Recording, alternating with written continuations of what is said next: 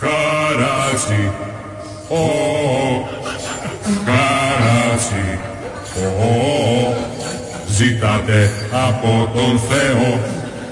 Ήμαρτον Χριστό αδερφοί που θα πληρώσουμε και χαράτσιον, ως γνωστόν η Εκκλησία είναι ο οίκος του Θεού.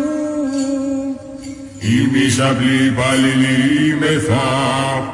Μάλιστα τον εκνευρίσατε τα μάλα και ζήτησε ως αντίπεινα να βάλουμε φόρο στο κερί και αντί για 50 λεπτά να το πληρώνετε 50 ευρώ. Δεν θα μας καλούσε καθόλου.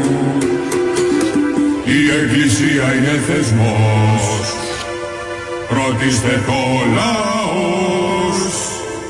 Αμαρτία απ' το Θεό φως νερό και τηλέφωνο βγήκαμε από θάλασσα μας και φοράμε.